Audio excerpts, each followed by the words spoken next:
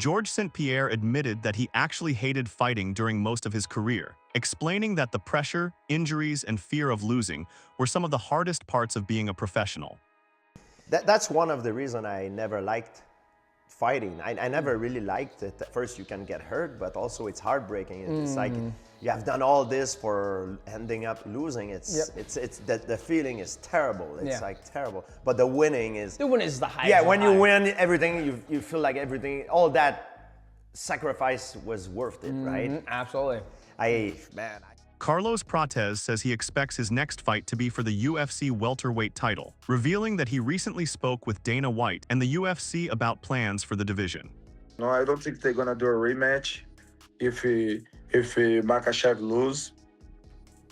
And I talked with Dan, with the UFC after my fight. Of course, we talked some things I cannot say, but I really think I will be the next. Like, don't matter who get the win between Isla and Ian Gary, I will be the next. Carlos Prates has also released new sparring footage.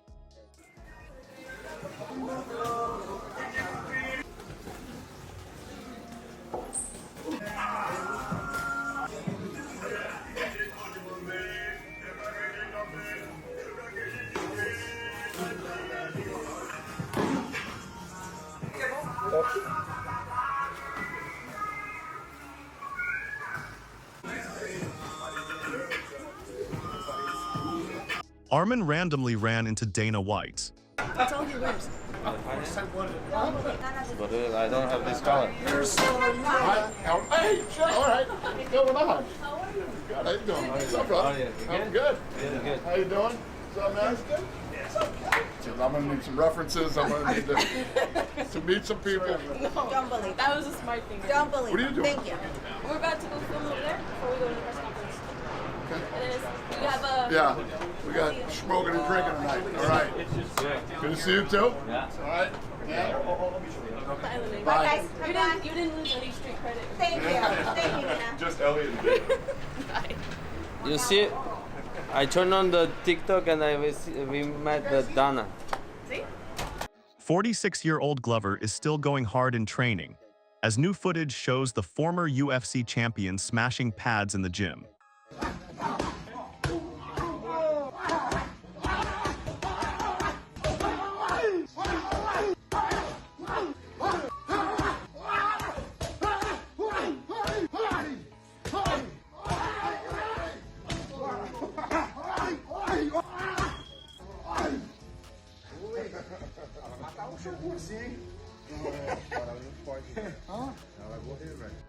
On the latest episode of Love and War with Dominic Cruz, Bobby Green talked about fighters focusing too much on just winning instead of actually entertaining the fans. Bobby even brought up Islam and Khamzat while talking about styles he personally finds hard to watch. Like, for instance, like I get into a lot with the wrestlers like the Russian guys.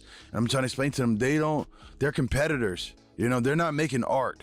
They're not trying to make something timeless that this is a great fight that I want to actually go back and watch later on. I can still watch her fights right now, you know what I mean? And they're sick as fuck.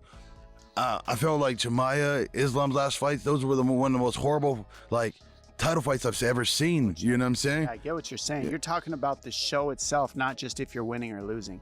And I took pride early on in 2006, which also is where the style came from what you're saying, is I knew, man, it was Ultimate Fighter 2 when I started training, and I was like you were talking about Khamzat, they're trying to win. Certain styles are trying to win, certain styles are trying to put on a show and be exciting and fun to watch while they win at the same time, killing three birds with one stone. I'm trying to win a decision while I'm trying to be exciting and fun to watch for the show, while I'm also trying to knock you out and get the finish. I want to hit all three of those in one style. Yes. And if I just stick to one thing, then I can't hit all three of those. Yes. If I focus on just the knockout, I might make it kind of boring looking for one shot. If I focus on just holding them down, I might make it kind of boring doing nothing but wrestling. But if I focus on winning the decision, I can maybe get the finish, and I can be fun to watch, use technique, be hard to find, make the fight go on, do whatever. But how do I kill two birds with one stone? in one style, you know. And I had this big ass argument with Joe. And Joe's like, I like the grappling and stuff. And I'm like, yeah, I get that. Yeah, there's nothing wrong with those things. Like, but personally, like, I never wrestled. I never really wrestled because even though you can wrestle, I can wrestle. I started off as the first thing I did is my base is wrestling. But I understood that the audience isn't looking for that. The audience is looking for the knockouts. Those are the things that they want to see. So we have to put those things away. And so I wasn't knocking those guys who do those things, but I'm like, if you're going to do those things, you need to make them exciting. Yeah. So like now lately I've been showing I can wrestle because they've been clowning me and saying, oh, you know, sitting on the deck stand, sitting them down and said, I can't wrestle. It's like, nah, I never really even think about wrestling because I'm thinking more so about fighting. But now I'll show you, if I'm going to do that style, this is what it's supposed to look like, where you'll see me get on top. I won't waste no time trying to hit you. I don't waste time at all. I'm going after you. Where I'll see guys hugging and in positions and just kind of stalemating each other out. It's like, no, there's still supposed to be action there that makes the viewer want to see that too. In a recent interview with MMA Junkie, Alex was asked about the chaos involving Josh Hockett and Ilia Topuria during fight week. Honestly, that guy just seems clueless to me. The type of person that probably doesn't even get along with his own family. One of those problematic people that nobody really likes. Alex was then asked about security and whether things would be handled differently moving forward after everything that happened at the press conference. I'm just going to stay focused on my fight and stay calm like always.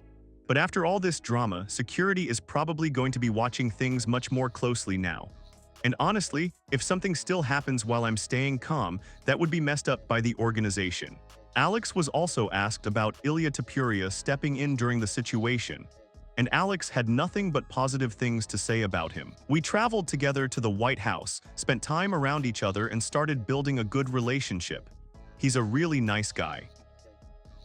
Rest of the UFC 329 card, Paddy Pimblett taking on Benoit Saint Denis. What a great fight that is. Yeah. I got. Who you got? I got Paddy. You got Paddy? You got Paddy? I got Paddy.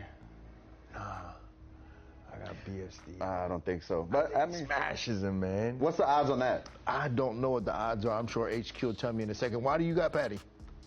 Or BSD? BSD. I just think he's a better overall fighter. I think he's a little tougher. I think he definitely hits harder. And I think on the feet he has more tools as well. Paddy, I know he's kicking now, kneeing and stuff. I just think BSD is a little bit more complete and he'll dig deeper, you know? I mean, nobody would know more than Dustin. Yeah. But I don't know. I think BSD's got this one. I just think both guys are great fighters. I just compare it to the Gaethje fight. I think if BSD fought Gaethje, Gaethje would stop him on the feet. And Paddy took it and was still able to keep walking forward. Paddy definitely has a chin. Yeah, he definitely has a chin. Gifted chin. You know? He definitely has a chin. I just don't know if BSD's gonna be able to get him down. You know, I think Paddy probably wins on the feet. BSD's not that slick on the feet. He might have power. He's not that slick on the and feet. he's not scared to take chances. He'll walk in front of you, get in your face, and put himself in harm's way to land his shots. I just think Paddy's probably a little bit better on the feet. During a recent discussion about Conor McGregor versus Max Holloway 2, John Anik and Kenny Florian talked about Conor finally returning to the UFC after nearly 5 years away from the octagon, and whether he can still compete at the highest level after such a long layoff. It's so interesting when you think about matchmaking and how to handle Conor in this spot and how the BMF title fight result almost has no implication as to what is happening here. I think part of Conor McGregor would love to be competing for the BMF belt, even if maybe on paper the stylistic matchup against Charles Oliveira isn't as quote-unquote favorable. But Max Holloway, Kenny, is minus 395 right now on DraftKings Sportsbook, a near 4-1 favorite, and Conor McGregor is plus 310. So are you telling me that Charles Oliveira would have been minus 500? I mean, I understand maybe what type of fight you're looking at and what the relative public approval rating was for that fight between Charles Oliveira and Max Holloway, but in terms of you know, straight mixed martial arts, this is a striking fight, and it's happening at least a weight class above where there's any sort of championship consequence. I think Conor McGregor can absolutely be competitive off a layoff, and rest assured that he has been using 2026 to try to sort of maximize his utility on July 11th. Max Holloway is going to be just ripping. What a tremendous fight it'll be either way at International Fight Week. But yeah, I think there are a lot of different directions I guess you could have gone when it came to Conor McGregor. The Michael Chandler fight, certainly that ship had sailed. We mentioned Charles Oliveira, but we didn't really talk about who it might be for Conor because it kind of seemed like a foregone conclusion. And it just would have been elevated if Max had won and they were actually competing for a BMF belt, you know? So I think Conor's really the only losing party in that he doesn't get to actually compete for a belt.